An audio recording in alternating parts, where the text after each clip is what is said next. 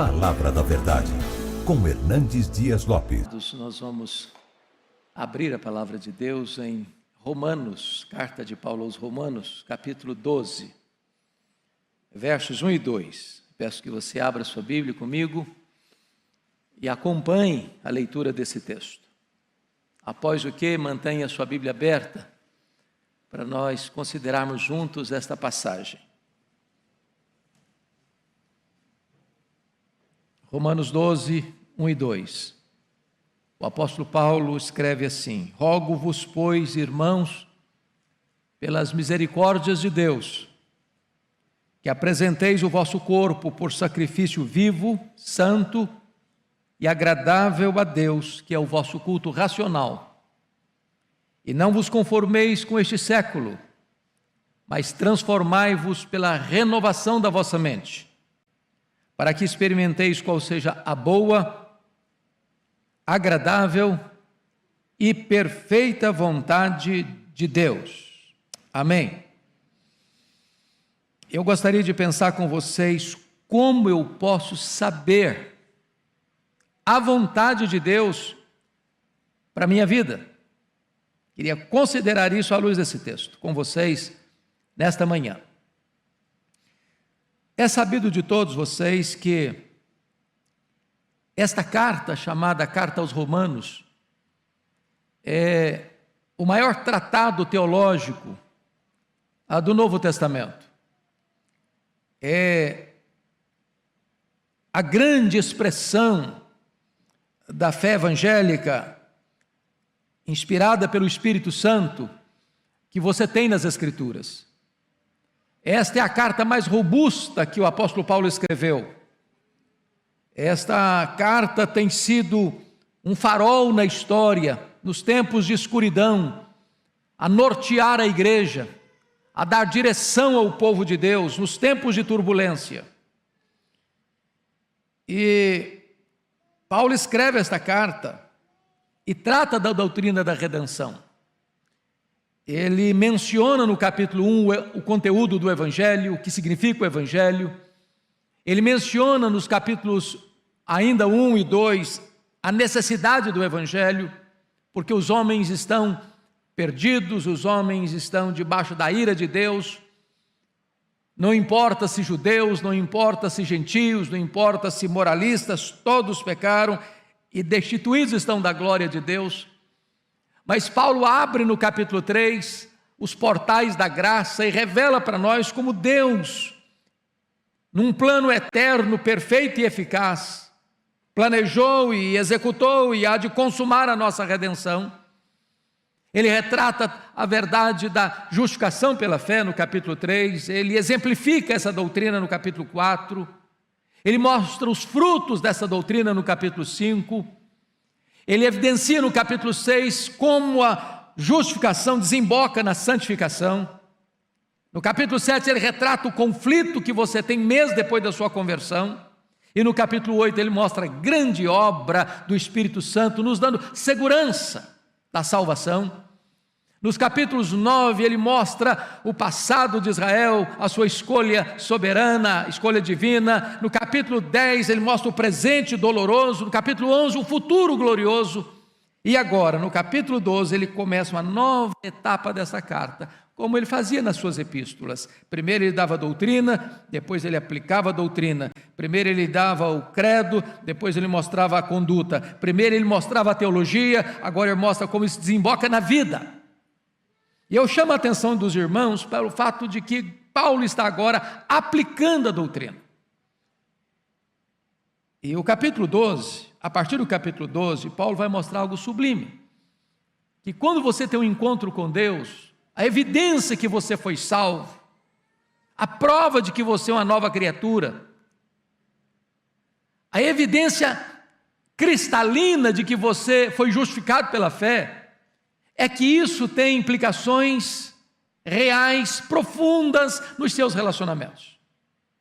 Se vocês notaram, no capítulo 12, verso 2, primeiro relacionamento é que isso muda o seu relacionamento com Deus. Depois, no capítulo 12, versículos 3 até o 8, isso muda o seu relacionamento com você mesmo. Sua vida intrapessoal é transformada. Sua autoimagem é resolvida. Depois, em terceiro lugar, no capítulo 12, versos 9 até o verso 16, ele mostra como isso muda seu relacionamento com seus irmãos, como você precisa amar, tratar, conviver. Mas em quarto lugar, seu relacionamento com seus inimigos, a partir do capítulo 12, verso 17 até o verso 21. Como é que você lida com isso? No capítulo 13, ele mostra como a salvação muda seu relacionamento com as autoridades constituídas, com os governantes. Mas no capítulo 14, 15 e 16, finalmente ele diz como a sua salvação implica e impacta o seu relacionamento com pessoas que pensam diferente de você, mas que pertencem à mesma igreja de Deus, em coisas secundárias, o que ele chama de crentes fracos e crentes fortes. Hoje, especificamente, eu quero tratar com você, desses dois versículos, a diferença da nossa relação, a mudança da nossa relação com Deus. E como é que Paulo começa? Ele diz: rogo-vos, pois, irmãos. Chama atenção que essa palavra rogar é a palavra mais forte que tem para solicitar, mas ela implica também um rogo de autoridade. Ele está ao mesmo tempo suplicando e ao mesmo tempo dando uma ordem. Notem a preposição pois, rogo-vos pois. Esse pois aí é o liame, é o vínculo, é a ponte, é a conexão entre o que ele escreveu até no capítulo 11, que é a doutrina, que é o ensino, que é o conteúdo doutrinário, que é o conteúdo teológico, aquilo que Deus fez por você, para conectar agora com o que você vai fazer para Deus. Nós não estudamos doutrinas apenas para ter a nossa mente mais arejada, mais iluminada, para você conhecer e saber. Nós estudamos doutrina para que, ao saber destas verdades, isso impacte, isso mude, isso transforme a sua vida. Reflita nos seus relacionamentos. Então notem comigo, ele está rogando: rogo-vos, pois, irmãos, pelas misericórdias de Deus. Quando ele diz pelas misericórdias de Deus, ele está relembrando esta igreja tudo o quanto ele ensinou até aqui acerca da salvação.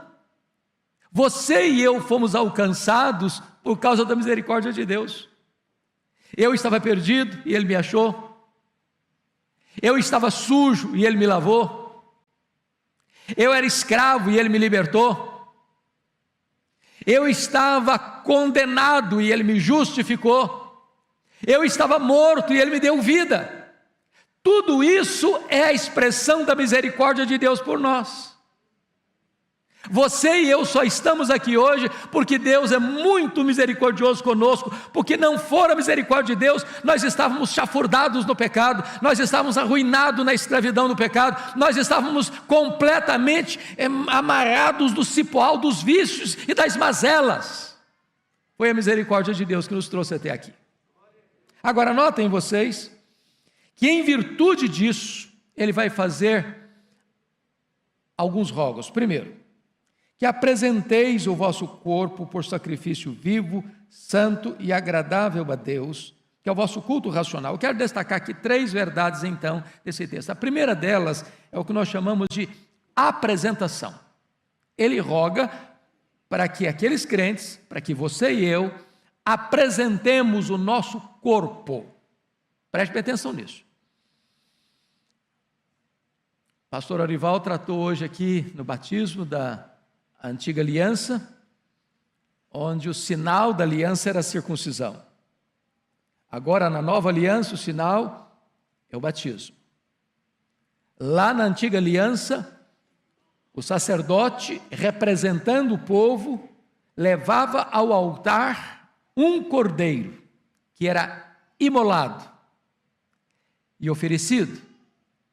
Agora, na nova aliança, não tem mais cordeiros, porque o Cordeiro de Deus, perfeito e imaculado, foi imolado, foi sacrificado, se ofereceu de uma vez para sempre. varrendo, portanto, do altar os animais mortos. E agora é você quem oferece o seu corpo no altar de Deus como sacrifício. Paulo está aqui, meus irmãos, combatendo o que estava no pano de fundo cultural da sua época, que era o pensamento grego, que o corpo era um túmulo, que o corpo era um claustro, que o corpo era uma prisão, e que isso desemboca em muitas doutrinas e pensamentos errados hoje. Por exemplo, o ascetismo. Ascetismo. Monastérios. Isso é fruto do gnosticismo pagão, grego. Que o corpo precisa ser flagelado, o corpo precisa ser castigado, o corpo não importa. Ou isso vai levar para um outro extremo, que é uma vida sem regras, de licenciosidade, de pecado desbragado. Aí Paulo diz: não, o nosso corpo tem valor. Esse corpo foi comprado, Deus o criou, Deus o comprou com o sangue do seu filho. Esse corpo não é seu, esse corpo é propriedade de Deus, esse corpo é a morada do Espírito Santo, esse corpo é habitado pelo Espírito Santo, esse corpo precisa ser colocado agora a serviço de Deus, como sacrifício a Deus. Agora, que tipo de sacrifício? Olha comigo. Rogo-vos, pois, irmãos, pelas misericórdias de Deus, que apresenteis o vosso corpo. A palavra apresentar aqui, na língua grega, é a mesma palavra que o sacerdote fazia para o sacrifício, onde ele colocava o sacrifício, o holocausto, no altar e não podia tomar de volta. É uma entrega de uma vez para sempre, sem retorno mais. Não é aquilo que você entrega e toma de volta. É você colocar o seu corpo, a sua vida, de vez, por completo, definitivamente, como sacrifício a Deus. Não é um sacrifício morto, é um sacrifício vivo. Não é um cordeiro que vai se esperneando contra a sua vontade, mas é voluntário. Esse sacrifício, diz o apóstolo Paulo, ele é também santo. A sua vida precisa ser santificada.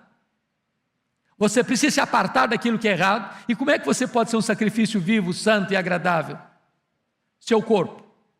É você não vendo aquilo que você não deve ver. É você não ouvindo aquilo que você não deve ouvir. É você não fazendo aquilo que você não deve fazer. É você não indo aonde você não deve ir. Outrora você oferecia os membros do seu corpo ao pecado, agora você oferece todo o seu corpo em santificação e honra para Deus. E Paulo vai fazer uma afirmação aqui extremamente importante. Ele diz: essa oferta, essa apresentação é que é o seu culto racional. O que Paulo está dizendo? Às vezes, irmãos, na nossa mente ou na nossa visão apenas popular, a gente tem a ideia de que culto é aquilo só que eu faço quando eu entro para os umbrais do templo, para as portas do templo. Agora eu vou prestar culto, agora eu estou cultuando, aqui com os meus irmãos estou cultuando, e é verdade, nós estamos cultuando. Mas quando eu saio para fora do ambiente do templo, bom, agora não estou cultuando mais, agora o negócio é comigo. Agora eu não me importo mais com o que eu falo, agora eu não me importo mais com o que eu faço, agora eu não me importo mais com o que eu penso, agora eu não me importo mais aonde eu vou, eu não tenho mais nenhum compromisso com os meus olhos, com os meus ouvidos, com as minhas mãos, com os meus pés, com o meu coração. Paulo diz: não. É preciso existir uma consistência entre o culto que você presta coletivamente com o povo de Deus e a prática da sua vida lá no seu trabalho, lá dentro da sua casa, lá nas suas atividades estudantis, lá nas suas atividades comerciais. Tudo isso é culto a Deus.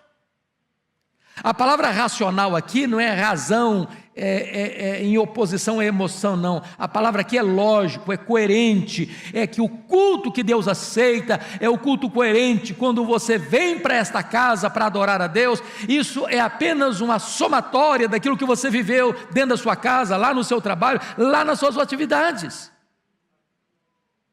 Esse é o culto que Deus aceita. É a vida. É por isso que a Bíblia diz lá acerca de Caim, que Deus não aceitou Caim e não aceitou a sua oferta. E é por isso que a Bíblia diz que Deus aceitou Abel e aceitou a sua oferta. Antes da oferta vem a vida, antes da liturgia vem a prática, antes do culto coletivo vem o seu culto individual. Primeira coisa então é a apresentação. Segunda coisa que Paulo trata desse texto é inconformação. Veja comigo o verso 2: e não vos conformeis com este século. Bom, você nota que a palavra conformar e a palavra que em seguida vem mais transformai-vos, transformar, ambas têm a mesma raiz. Qual é a raiz aqui? Forma. Conformar, transformar. Ambas usam como raiz a palavra forma.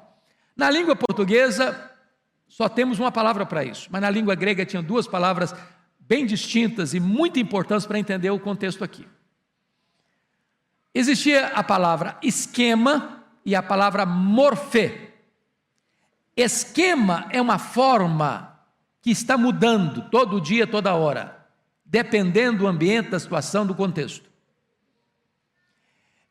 A palavra morfê é uma forma inalterável, imutável, sempre a mesma. Quando Paulo diz, não vos conformeis com este século, ele usa a palavra esquema. O mundo tem uma forma, o mundo tem uma forma, o mundo tem uma ética, o mundo tem uma cosmovisão, e o mundo não tem valores absolutos, são valores relativos, é uma ética situacional, depende. O que foi vergonhoso ontem é aplaudido hoje, o que era errado ontem é aceito hoje, o que era pecado ontem, hoje é apenas uma doença, uma fraqueza, uma tendência, ou seja, o mundo está mudando. Paulo está dizendo o seguinte, não ponha o seu pé nessa forma, não entre nesse esquema, não pense pela formatação desse mundo, não deixe que esse mundo formate a sua cabeça, não deixe que você tenha a mesma cosmovisão deste mundo que não tem verdades absolutas, é relativo, é situacional, é conveniência. Paulo diz, não se conforme com isso, não ponha o seu pé nessa forma, não se amolde a essa forma. Ô irmãos, ninguém precisa ser um especialista para ver isso. Você liga a sua televisão, você fica chocado quando as pessoas fazem apologia do erro, apologia do pecado, apologia do vício. Parece que quanto mais degradado, degradante, aviltante é uma situação, mais as pessoas aplaudem. A questão hoje não é apenas de tolerância do erro, não, é inversão de valores. É o que o profeta Isaías disse, as pessoas estão chamando luz de trevas e trevas de luz, elas estão chamando doce de amargo e amargo de doce. As pessoas estão chamando o errado de certo e o certo de errado. E Paulo está dizendo, não se conforme com isso, não entre nessa forma, não se amolde a isso, não deixe que isso formate a sua cabeça, não pense com a cabeça do mundo. Mas agora notem comigo que vem a terceira palavra que eu fecho aqui, que é a palavra transformação. Ele diz, não vos conformeis com este século, mas transformai-vos pela renovação da vossa mente. Então você tem um corpo consagrado e você tem uma mente transformada. Mas a palavra transformai-vos é a mesma palavra, por exemplo, que aparece lá na transfiguração, que Jesus foi transfigurado. E trazendo para uma palavra do português que todo mundo conhece aqui, é a mesma palavra metamorfose. É uma mudança não externa, mas uma mudança de dentro para fora, uma mudança de essência. A palavra forma aqui de transformar não é esquema. A palavra aqui é morfê. E morfê é uma forma que não muda nunca.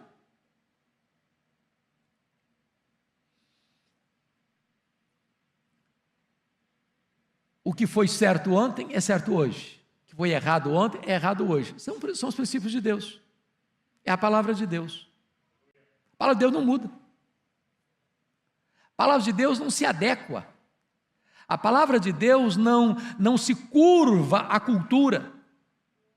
Não é porque a Suprema Corte, ou não é porque o Parlamento, não é porque a ONU, não é porque os organismos internacionais, não é porque o filósofo tal, o pensador tal, o teólogo tal, disse isso, disse aquilo, que agora é verdade. Não, é a palavra de Deus, ela é a verdade, ela é infalível, ela é inerrante, ela é suficiente, ela não pode jamais falhar, nem um tio, nem um Y da palavra de Deus vai passar, ela vai... Passa o céu, passa a terra, ela vai continuar a palavra de Deus, ela é a verdade de Deus. Então Paulo diz, olha para este modelo que nunca muda, este modelo que é imutável, este modelo que é absolutamente certo, olha nele, mira nele, põe a sua mente nele, e diz a Bíblia então que a sua mente vai sendo o quê? Transformada, a sua mente vai sendo renovada. Louvado seja Deus, irmãos. É o processo da santificação. Mas eu disse para vocês que o meu tema nesta manhã é como entender a vontade de Deus para a minha vida. Talvez uma das perguntas que o pastor Ival mais escuta no gabinete pastoral, eu na minha lida pastoral, ou vocês nas suas conversas interpessoais, como é que eu posso saber qual é a vontade de Deus para a minha vida? Isso não é uma coisa mística. Isso não é aqui um anjo que desce, olha, a vontade de Deus para a sua vida é isso, a vontade de Deus para a sua vida é aquilo. Conhecer a vontade de Deus, irmãos, é consequência de um estilo de vida.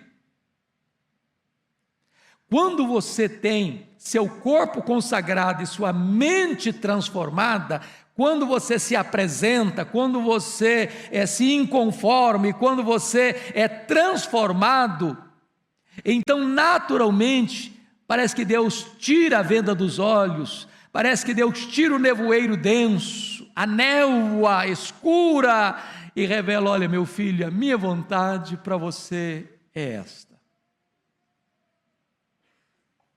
Quanto mais perto de Deus, melhor você percebe o propósito de Deus para a sua vida.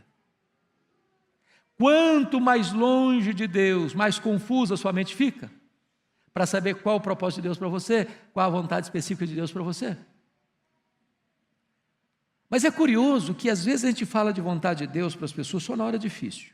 O cara passou por uma tragédia, irmão, é a vontade de Deus. O cara sofre um acidente, irmão, é a vontade de Deus. Aí o cara começa a achar que vontade de Deus é um negócio horrível.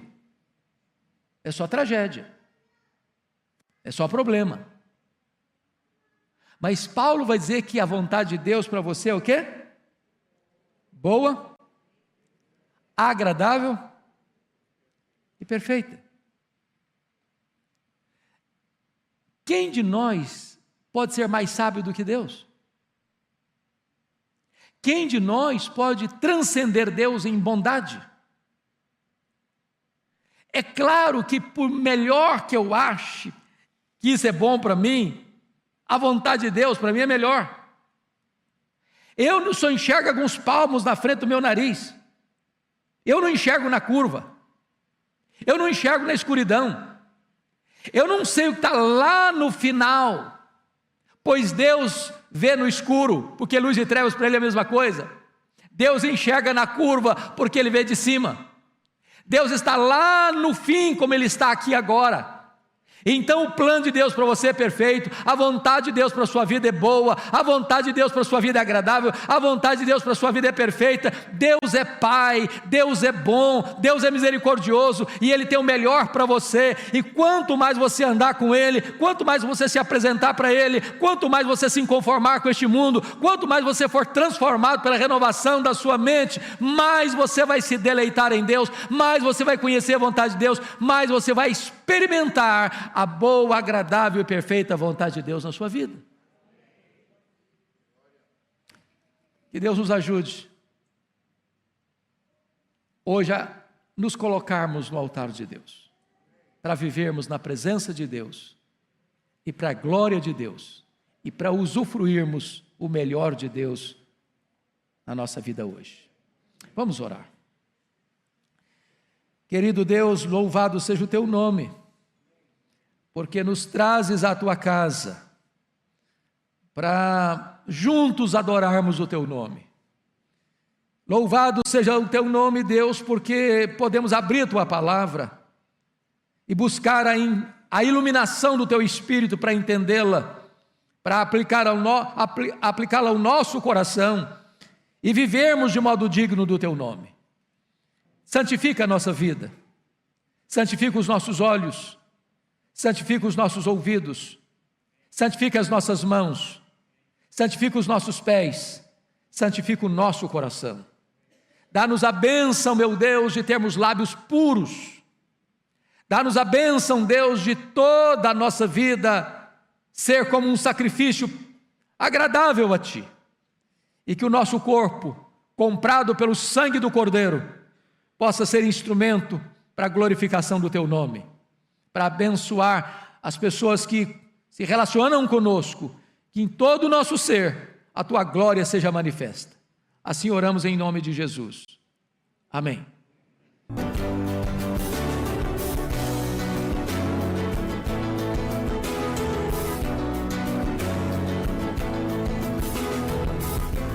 Palavra da Verdade, com Hernandes Dias Lopes.